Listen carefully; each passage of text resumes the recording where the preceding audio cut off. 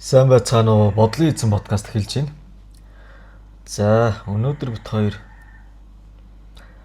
нэг бодол, мэдрэмжийн тухай ярих гал.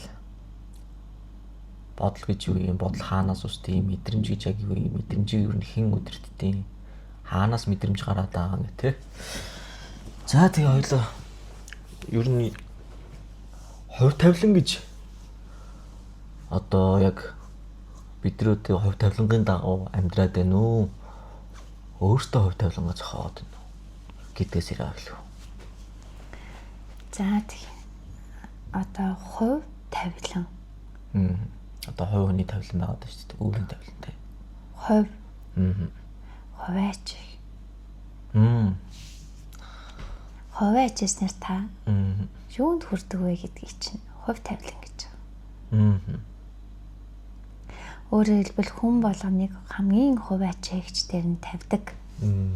Тэр бүх зүйлтэй ингээ автцсан үедээ та хизээч өөрийнхөө амьдралд эзэн сууж чадахгүй учраас таныг тэр хуваачсэн төөрөг чинь тавилан болгоод төөрүүлээд нэг л юм хэв завар нэг л тойрог дотор гацаачдаг.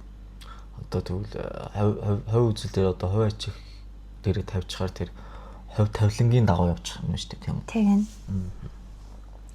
Өөрөөр хэлбэл хувь тавилан гэдэг бол тухайн үнэнийг хуваач гэжсэнс салахын тулд тэр хүнд өгөгдсөн нэг л үйл явдлууд өөр замаар дахин давтагддаг. Тэр амьдралыг хувь тавилан гинэ. Бас эзэж бодож байгаа ер нь энэ талаар ер нь хүн бодож ойлгож ухаарл юу гэдэг юм. Санаанд оронгүй л одоо юу байна л өнцөг байгаад байна тий. Өөрөөр хэлбэл өнөөдөр та хувь тавиландаа итгэж тий. Хувь тавилангаа өөрчилж чадахгүй гэж бодож явбал та амьдралын жижиг гацаанд тойрог дотроо мөнхийн амьдрах амьдралаа сонгочихсон. Өөрийн мэдлгүй өөрт нь эргэн ирэх энэ амьдралын тоололчин тохиолдох зовлон бүрийгээ өөрийгөө хувь тавилан хэмээн хүлээж авч байгаа байдал. Жишээ нь за хүнтэй суухгүй удаад байгаа хүмүүс.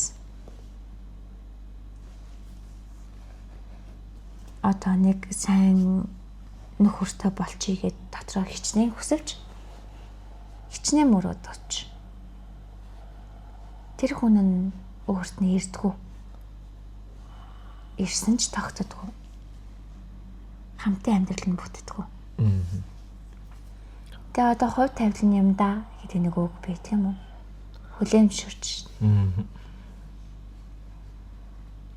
Тэгвэл тэр хүний дотроос тий угтаа бол сайн нөхөр, сайхан амьдрал хүсээд байна шүү дээ. Гэтэл тэр бүх юм хүслээр болдго юм бол яагаад тэр хүсэл нь биелэхгүй байгаа юм?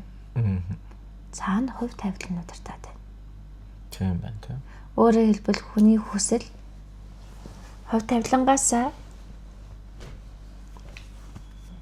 үргэлж эсрэг байдаг. Одоо хувь тавилангаас буюу хувь үзлээс үргэлж эсрэг байдаг гэж хэлэх гээд байна. Биш ээ. Өөрийнхөө амьдралд одоо давтагдаж ирж байгаа жишээ сая ярьлаа шүү дээ. Нөхөртэй болохыг хүсээд тахад нөхөртэй болдгүй. Тэр давтамж чи одоо ямар нөхцөлд ирээд байгаа гэхээр хувь үзэл дээрээ тавьчаар тэр давтамж ирээд байгаа шүү дээ. Уг нь бол. Тэгвэл тухайн хүний хувь тавилан юу бүтээгээд байгаа юм гэдгийг л анзаарч эхлэх нь шүү дээ. Яагаад нөхөртэй болохгүй байгаа юм бэ? Би гэдэг дээрээ тэр хүн төвлөрч өөрийн нөхөртэй болохгүй байгаа шалтгаан уг бүрийг өөрийнхөө дотроос хайж олсноор түүнийг олж болно. За жишээ нь нөхөртэй болохгүй байгаа шалтгаанаа хайгаад болох гэтэл өөрөө тэр хүн дотроо эр хүнийг үтсэн яддаг. Тийм одоо сэтгэлгээ байна гэж бодъё. Сэтгэлтэй болохоор хүн болгон нөхөртэй сайхан амьдраад байгааг мэдээд байгаа боловч би ч гэсэн ингэж амьдрмаар ингэж хүсэж байгаа боловч сэтгэлтэй гэж шүү. Сэтгэлээрээ хүсэж байна гэсэн үг.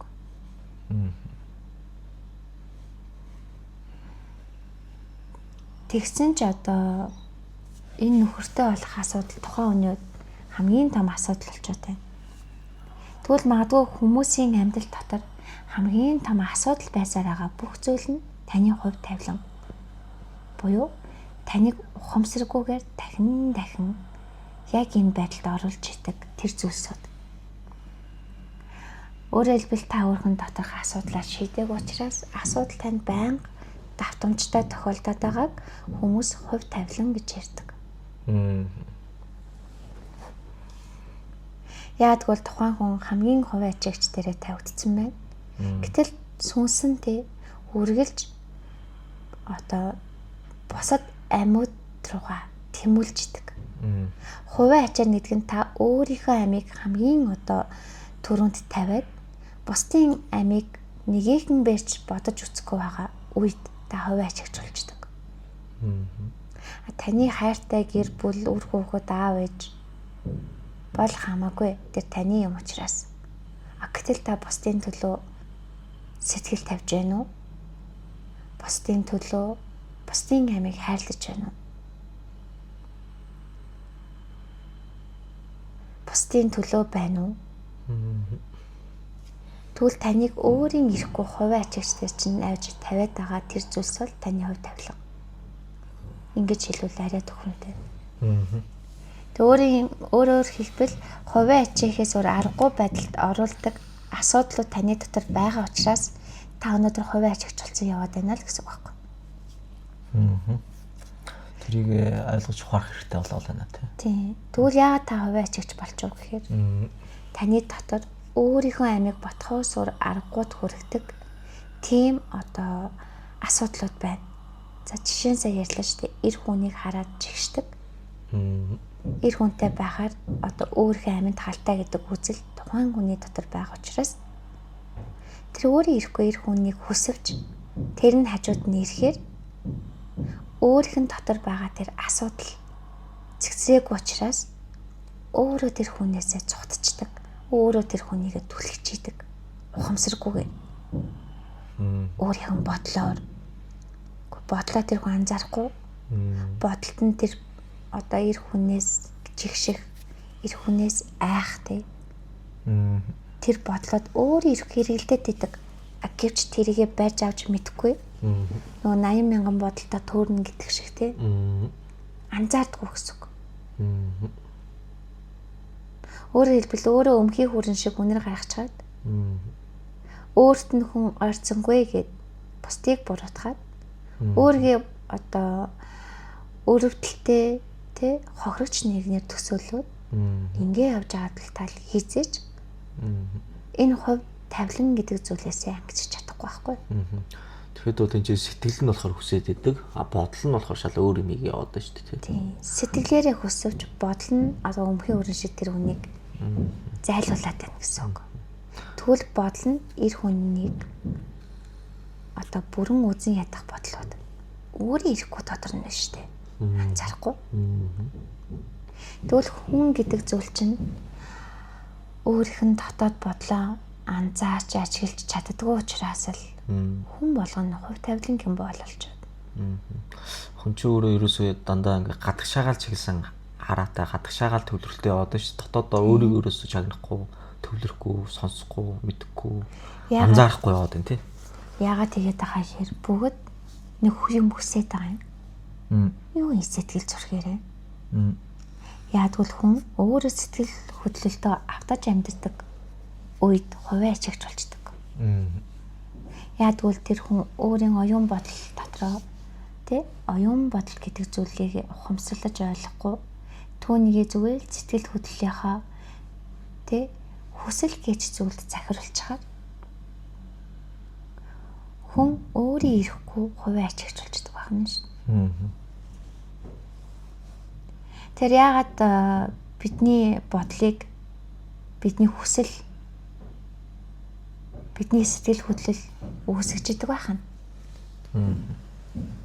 Өшөө бидний одоо ухамсар буюу одоо хэрвээ та материалын ертөнцид амьдарч ивэл материалын ертөнцийн ухамсар үүсгэж идэг байх нь.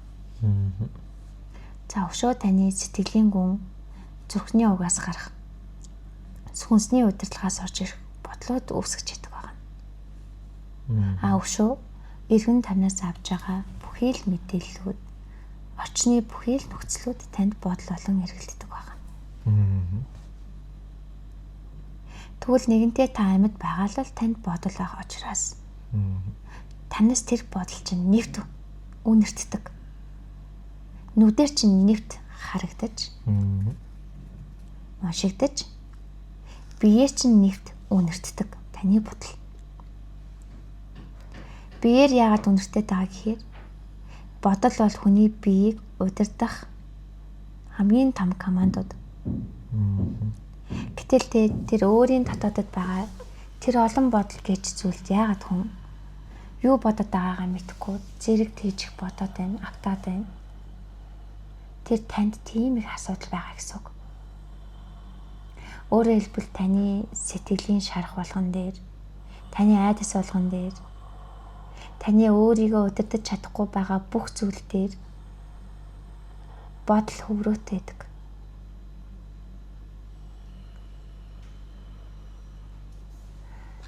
Тийм учраас тэр их бодол нь таны одоо энэ махан биеийн бүх одоо дотоод системийг удирдах. Танаас яг тэр бодолтой адилхан биологийн үнэрийг ялгаруулчихдаг. Аураны үнэр ялгарч идэг. Тэгээд тэрийг нь хүний үнэр гэж нэрлэдэг. Одоо бид нар чинь ингээд байгаа шүү дээ. Хүн бол сэтгэлийн амьтан гэж яриад байдаг шүү дээ. Тэгсэн чинь ч одоо бүр эсэргээр бодлын амьтан болчиход. Хүн бодлын амьтан. Хүн сэтгэлийн амьтан гэдэг нь хүн өөрөөр хэлбэл сэтгэл хөдлөл гэдэг зүйлээ ашиглаж одоо энэ амьдралд амьд мэдрэмж авч амьдардаг байхгүй юу? Сэтгэл хөдлөл гэдэг чинь маш хүчтэй гал ирчим. Тэг хүн ингээд сэтгэл санаагаар өөдрөг байхад хүнээс ингээд маш их эрчим энерги ялгараад гэрэлтээд гийгээд цаанаасаа ингээд одоо гэрлэн бүрхүүлнэ тавираад ажаалтай мэдрэмж бусдад өгч байгаа. Нүднээс нь хахад ажаалтай хайддаг. Ягдвал тэр хүнд ажаалтай бодлууд нүдэн дотор нь тархиар бодож байгаа бодлыг нүд илгээж байна. Биеийнхэн хилэмж нүүрнийхэн одоо тэр сэтгэл хөдлөлийн тэнийсэн байдал тэр хүнийг сэтгэл хөдлөлийн илэрхийлж байна. Тэгээ энэ хоёроос үүдэлтэй тэр хүний биеийн хөдөлгөөн тэр хүнийг удирдах байна. Яг энэ агшинд. Гэтэл хүн үргэлж ажаалтай яваад байдгүй шүү дээ. Хүн үргэлж сэтгэл хөдлөлийн маш олон хэм маягт амьдардаг тийм үү? Тэгвэл тэр болгонд л бодлууд нь өөрчлөгдөд байдаг гэсэн. Тийм байна тий. Тэгэхээр одоо хүний үнэртэй байгаа ч гэдэг бол хүн жоохон ухамсартай бодолтой байгаа ч гэдэг хэлээд. Ухамсарлаг байгаад өгөөч. Бодлоо удирдах сураач. Хүн шиг хүн байгаад өгөөч. За энэ дээр их сонин ойлголтууд гарч ирдэг. Жишээ нь ингээд сэтгэл хөдлөлтөд автцсан сэтгэл хөдлөл хүслийг бий болгож идэг үргэлж яадгүй ингээд сэтгэл хөдлөлийн үйл явцад хүн өөрөө ирэхгүй одоо эрчим энергийн уналтанд ороод сэтгэл нь ингээд унаад эхлэхээр хүний дотоод гал бөхөөд сэтгэл хөдлөлийн гал нь бүхэн гэж штэ. Унтраад хүн харваасаа гунигтай амьгүй үхэнц болчдөг тийм үү? Түрүүн сэтгэл хөдлөл сайхан байх үед ингээд одоо асдаг тухай ярьлаа тий. Гэрэлтдэг гийдэг. Тэгвэл хүн нэгэнтээ ингээд сэтгэл хөдлөлийн доод хязгаараас дээд хязгаар хүртэл ингээд дээшээ доошоос авалж байгаа энэ агшинд хүнийг юу удирдах вэ? Сэтгэл хөдлөлийн гал. Тэр сэтгэл хөдлөлийн галыг бид нэр өөрсдийнхээ сүнсийг ч анзаарамгүйгээр биеийг итгэждэг. Яадвал тэр маш амьтай. Танд хамгийн хүчтэй мэдрэмжүүдийг өгч байгаа учраас. Өөрөөр хэлбэл бидний бодол оюун яг сэтгэл хөдлөлөө унтрац үед бидний сэтгэл хөдлөл мэдрүүлдэг. Энэ бол оюун ухаанаараа бүхнийг одоо бодон тунгааж байгаа хүнд сэтгэл хөдлөл байдгүй шүү дээ. Тэг. Өшөө бас ингээ хүмүүстэй маргалдаад одоо ингээд сэтгэл хөдлөлтөө гүн автцсан энэ хэрүүл тэмцлийн үед хүн болгонд энэ одоо сэтгэл хөдлөлөөрөө хандаад өөрийн дотоодын одоо сэтгэл хөдлөлийн галыг цацаж явах үед тийм зарим хүмүүс зүгээр л зогсож идэг. Тэдэн сэтгэл хөдлөлтөд автахгүй бүх үйл явц өөрийн дотроос мэдэгдэх сэтгэл хөдлөлтүүдээ оюун ухаанаараа боловсруулад хянаад тэгээ оюун ухааны тэр хүчээ ашиглаад ухаараад тунгаан бодоод үзэл бодолтой бүхнийг ингээ эргэлдүүлээд тэр тунд тархиараа шүүлт хийж явж идэг. Оюун ухаанаараа. Тэр хүмүүс сэтгэл хөдлөлөө удирдсан байна. Тийм үү? Удирдааг өнүүд нь тэд гал мэд авалцж чинь, үүрнэ чинь. Тэгвэл одоо сэтгэл хөдлөлтэй хүнийг хүмүүс амьд хүн гэж хэлээд байна. Сэтгэл хөдлөлтгүй хүнийг энэ угаасаа одоо хүүтэн хүн гэж ярьдаг шүү. Тийм тэгж ярьдаг. Гэтэл тэр хүн хүүтэн байгаад байгаа шалтгаан нь тэр сэтгэл хөдлөлөө хит дараад сэтгэл хөдлөлөөсөө айцсан хүмүүс хүүтэн харагддаг.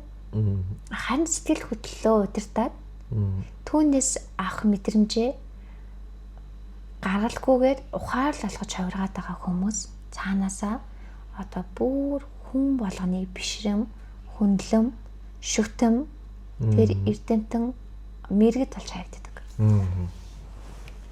Тэгээ өөрөөр хэлбэл хүн төрлөختөн сэтгэл хөдлөлтөд автсаар л байвал сэтгэлийн галаа удирдах чадахгүй те нэг унцаач нэг асаасаар л байвал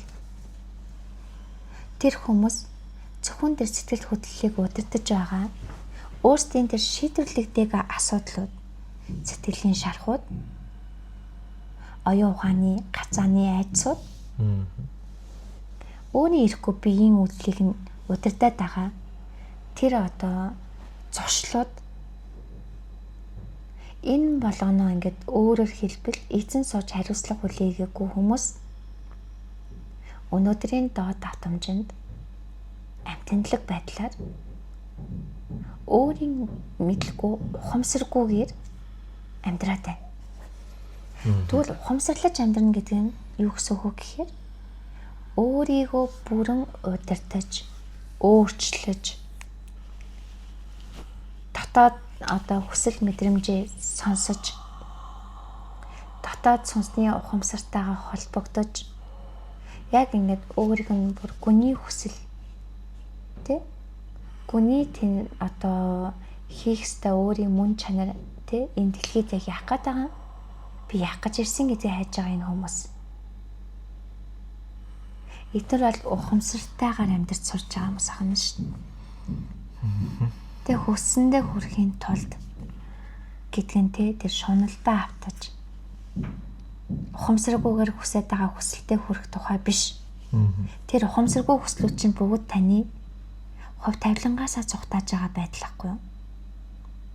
Шийдвэрлэгдээгүй асуудлаа шийдэж хариуцлагаа өрхийн оронд тэрийг асуудал биш болгоод өөрөө тэр гацаанаасаа гарч тэ зүгээр одоо тэр сайхан дээдийн дэд амьдралаар амьдрахын оронд тэр хүмүүс зүгээр цугтахын тулд түүнийхээ эсрэг хүслийг одоо хүсч идэг.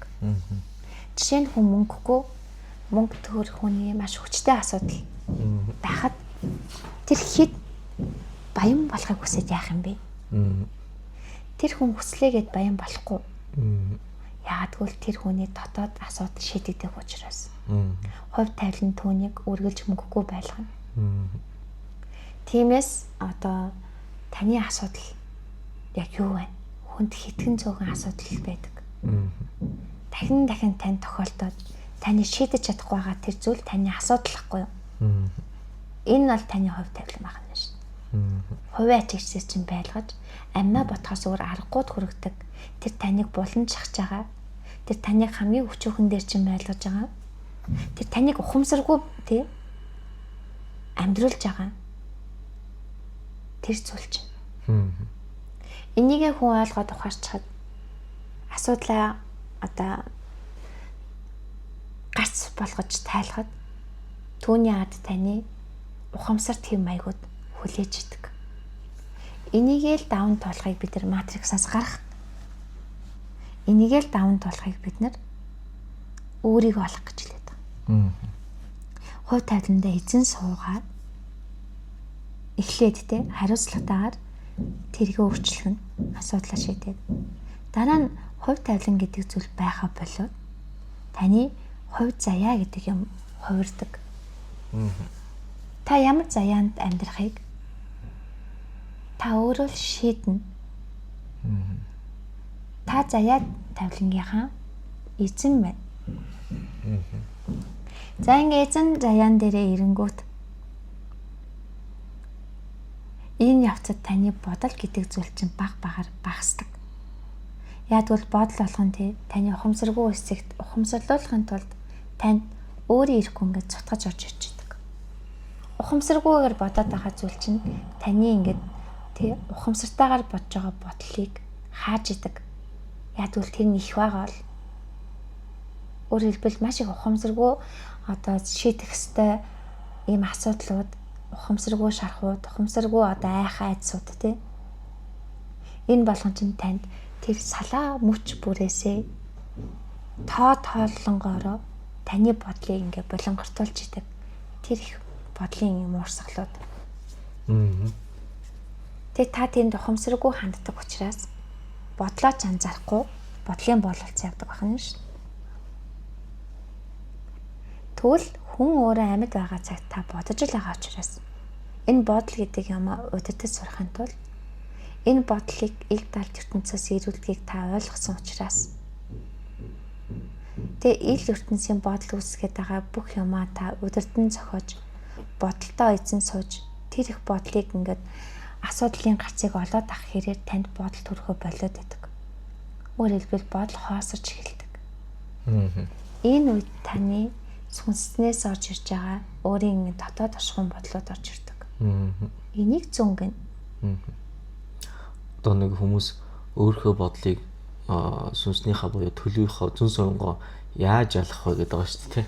Ялгаж чадахгүй байгаа хүн зүгээр л ухамсаргүй одоо энэ асуудлуудын учрыг олоогүй учраас тийм дотор тэр олон бодлын бужигнаан дотор юу бодоод байгаагаа ч ойлгохгүй ингээ бүр мансуурч явдаг байна шүү. Бодолтой бодлгүйгээ ч ойлгохгүй явж штэ. Бүр төрцөн явж тийм. Юугаа байж авахаач мэдгүй байгаа хгүй тэр их олон юмныхаа. Энэ үед та зөнгөө сонсч чадахгүй. Бодлоо ялгаж чадахгүй. Тэ? Энийг л зэгцэлж байгаа хүний татраас өөрөө ирэхгүй зүн сонсогдоод ирдэг. Зөнгөөс орж иж байгаа бодлоо. Бодол яаж сонсогдох юм? Дотроос ингээд бидэртэй ярьдаг шин. Бид нар чинь ингээд дотоодтойгоо ярилцдаг үстэй. Өөртөө дотроо ярьдаг шин. Яг ярьж байгаа юм шиг. Яг тэрэн шиг. Яагаад ярьж байгаа юм шиг санагдаад байгаа. Тэр бодол бидэрт цосоо зайг ингээ урсаж орж ирд. Бодол болгон бидний дотоос ярьж байгаа байхгүй. Тэгэхээр түрүүн хэлсэн тий бодлын эзэн гэдэг бол маш их бүтээх хүч. Бүтээгч чанар байхгүй юу? Өөрийн бүх бодлоо ямар бодол яаж бодох вэ? Өөрөө бүтээн. Өөрөөр хэлбэл бодол ухамсаргүй урсаж орж ирдэг биш. Тэр бодлыг бид өөрсдөө бодож бүтээдэг болох. Бүтээгчин тэр төлөв гэдэг ямиг эзэмшихэд сайн нэг бодлын эзэн болно. Тэгээ тэр бодох төдийд яг энэ төвшөнд ирэхэд те яг бодох төдийд бүх хүсэл чинь биелж бүтээл болж гардаг. Бодох төдийд. Гэтэл одоо хүмүүс манифест гэж ярьж байна те. Тэр бол зөвхөн хүсэл штэ. Тэгвэл жижиг бие дээр манифестийн нэгдэг нь та жижиг биеийн хүсэл буюу хувь тавилан гэдэг тэр зүйлээсээ цогцсон хүслүүдийг бодож байгаа юм. Тэгээ тэрийгэ биелүүлээсэй гэж хүсдэг. Тэг хөв тэр чинь биелэхгүй. Очин та хувь тавиландаа эзэн болоогүй. Нөгөө давтагдах зүйл нь давтагцаарлаа. Давтагцаарлаа. Яг хоо тэр хүсэл 1 2 биелж болно. Тэглээгээ таны амьдрал өөрчлөгдөхгүй байна шүү. Тэг ерөнхий яг цаад мөн чанар нь утга нь өөрчлөгдөхгүй нөгөө нэг зүйл байдгаараа л байна. Тэгэхээр одоо жижиг биеийн буюу энэ өөрийгөө ухаарч ойлгоогүй хүслийг та нар битгий хүсээ. яг хүслээ юу гэж ашиглаж болох вэ гэхээр энэний эсрэг миний одоо дотоод асуудал байна. За мөнгөтэй болохыг хүсч чаавал танд мөнгөтэй байхгүй байгаа бахна шүү дээ та яг одоо. Мөнгө бол таны асуудал. Яагаад асуудал болсон юм? Энийг өөрөөсөө хайж болох нь шүү. Тэрний оронд энийхээ учрыг олъё гэж хүсэх нь шүү дээ. Нөхөр хүсээд хэрэггүй. Нөхөр хүсэх төвшөнд очсон байна гэдэг тэр хүн бол нөхөр олдохгүй тий. Сайн нөхөртэй болох. Хов тавилангүй л яагаад нь шүү дээ. Асуудлаа л өөрөөсөө хай. Өөрөөр хэлбэл бидний хүсэл үргэлж биднийг хуурдаг. Жижиг биеийн хүсэл болгоныг барьж авч хийгээд ах юм бол та хамгийн жижиг гацаандаа заарлах нь шүү дээ. Тэр нэг хүсэл чинь дийлдэхгүй юу лээ хандгүй шүү дээ тий. Ахаал нөгөө нэг асуудал байгаа болохоор дүүрэхгүй байгаа шүү дээ. Нөгөө нэг тойрогтой байгаа л болохоор байгаа л юм. Ахаал хүссээр л байх. Тийм байх нь шүү дээ тий. Тэр хүн өөрийгөө л одоо бүрэн өөрчилж чадна. Хүний дотор асар их баялаг чадамж өгдөл нууц. Бүр далай мэт тий. Бүр хязгааргүй их би. Түүндээ хүн цацхаас нь хүрэхийн тулд зүгээр одоо өөрийнхөө үнэнтэй нүүр тул хотол дөрүүдээс ангижрахын тулд өөрийнхөө үнэн шагаа тий. Одоо ингээл энэ сүнслэг замаар явах одоо далд ертөнцийг ойлгохыг мэдрээ ийшээ орё гэхээр л хүмүүс шууд ид чид хүсээд идэх шүү дээ. Тэгэхээр учир шалтгаан нь бол одоо энд байх нь шүү дээ. Та асуудлыг нэг дор бүгдийг нэг цогц шийдэх гац хайж байгаа бол та өөрийгөө үнэхээр хуурж байгаа нь тэр. Тэ? Тэр дотоодны хүсэл дээр шүү дээ. Бүх хэмийг нэг дор бүрэн цогц шийддэг нэг цанхны үйлчлэгээ шиг тийм бэлэн зүйлийг хүмүүс хайдаг. Тийм бэлэн байдаг болоосоо билий. Гэхдээ хизээч байдаггүй. Тэр бол өөртөөгөө одоо ажилтгүй. Тэ? Тийм хүмүүс. Тэр нь одоо биелэхгүй болохоор зүгээр л бусдыг буруутгаж өөрийгөө азгүй тооцдог. Өөрийгөө хохирогч болгочтой байх нь шүү. Тэгээ зөв бодит байдалтаа нүүр тулахын тулд бодит юм л хүс. Одоо та нарын дотор байгаа тэр бүх одоо шийдэгдээгүй асуудлууд тэр болгоно та бүтэн болж шийдэхин тулд бүгдийг гаднаас хайж байгаа гээл төсөөл. Яг тэр хайгаад байгаа юм аа өөрхөн дотроо сайхан нь шүү дээ. Тийм байна.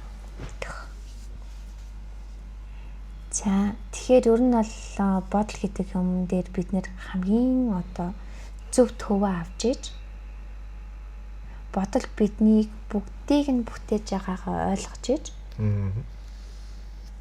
өнөөдөр бид нар бодол дээрээ л ажиллаж иж ухамсарт хэлнэ. Тэрнээс иш та өнөөдөр хичнээн сайхан дасгал хийгээд хичнээн гоё бие хаатай болоод тийм хичнээн сайн одоо ахуйн хэрэглээгээ хангаад хичнээн сайхан үр хөвгтүүтэй болоод амьдарсан ч гэсэн та үргэлж дутуу байна. Яа тэгвэл та өөрөө өөртөө нэгцэн үед бүтэн болох цаанаасаа хувь тавилангийн өгдөл байгаа учраас бүтэн болохгүй л таны тэр хамгийн жижиг дутуу байгаа эсхий чинь тэ задалж өгч дүүргэхийн тулд танд энэ амьдралын одоо сориод аваа зовлон бэрхшээл болгон тохиолдож байгаа.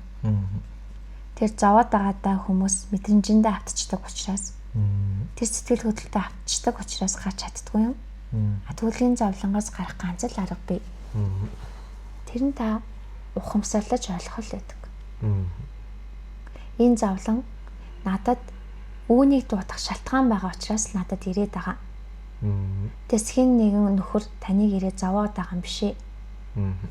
Та тэр зовлонгийн одоо их үүсрийг өөртөө байлгаад байгаа учраас тэр танд ирээд байгаа байхгүй. Өөрөөр хэлбэл танд юу байна тэр тань дээр л ирнэ. Тэгэхээр та одоо өнөөдөр яг ухамсартайгаар зүгээр л одоо зовсон дүрээсээ гар. жүжиглэхээ бол тийм. Та хитрхийн энэ дүрдээ автцсан байна. Одоо та зүгээр өөрийгөө олох дүрлэгөөр тэгвэл таны өөрийгөө хайж олж явах явцтай. Бага болгоно татаад байгаагаа ойлгодог учраас тэр болгоно засчаар таны дотор дараа нь юу гарч ирнэ? Тэр тань дээр ирнэ гэсэн үг байхгүй. Тийм байна тий. Яг гоо энийг энергийн түвшинд хүн болгоно л одоо хайцсангуу мэдхтэй ойлголттой болчоол байна л да. Хүн өөрөө ямар байна? Тэрийгэ татдгаа гэд. Яг энийгээ гэхдээ өнгөц ойлгоод наан гэд өнгөц хэрэгжүүлээд байх юм зөвхөн манифест хийх дээр ч юм уу жижиг биеийнхээ хүслээр л хүслийн төдөд хийгээд байна тий. Яг цаад учир шалтгааныг ойлгож хийхгүй байгаа. Ухаж одоо хумсралж хийхгүй байгаа. Хүсэл гэдэг юм чинь одоо бидрийг яг мөнхийн идэвхтэй байлгадаг зүйл шүү дээ. Бидний хүсэл үргэлж бид нар ингээд нэг зүйлээс гарч тэ өсөж хөгжих тухай байдаг. Хүн хизээч муу мухаалыг гэж хүсдэггүй шүү дээ. Үргэлж одоо сайн сайхан тэр ачаал гэдэг зүйлийг хүсдэг тийм үү? Тэр өсөж дэвчхийг хүсдэг. Одоо байгаагасаа дээшлэхийг хүсдэг. Тэгвэл энэ хүсэл гэдэг зүйл тухайн хүнд одоо хүн болгон адилхан хүсэл хүсэхэд тий. Одоо хүн болгон мөнгөтэй болохыг хүсэж байгаа шүү дээ.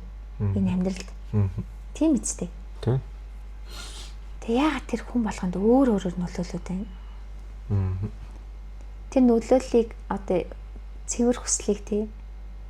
Хувиргаж өөрт нь дуудаж оруулж иж байгаа юмнууд таны дотор байгаа учраас таны тухай тэр мөнгөний хүсэл таны дотоодоор хувираад нэг шийдэрлэгдээгүй бүх юм ачаа хувираад танд ирээд байгаа хэрэг. Гэтэл улам мөнгөтэй болохыг хүсэж байтал улам хүн мөнгөгүй болоод шүү дээ. Одоо яг нь сэцүү байгаа ч тийм. Тэгвэл та өөрийгөө л цэсэд өөр арга байхгүй. За тийм байна тий. За өнөөдрийнхөө подкастыг нүрээд дуусгах. За тийм. Талаарч одоо өшөө бүр ухаж ярих гэхээр арай жоохон яах гэдэг. Нушгаад хүндрэх гэдэг. Бүр нарийн сэдвүүд гарч ирнэ. Тий, яванда яриа тий. Гэтэ одоохондоо ингэж өнгөрч таард. За тэгээд одоо манай бодлын эзэн Facebook хуудас болон YouTube хуудсын маань цааш нь түгээж өгөөрэй та бүхэн. Одоо тэгээд манай сургалт зарлагдсан байгаа да сургалт асуугаад байгаа хүмүүс байгаа. Тэгвэл 6 сарын 5-наас манай 1 сарын хугацаатаа сургалт зарлагдсан байгаа. Энэний талаар бас дэлгэрэнгүй подкастыг бас оруулах болно гэдэггүй. За баярт.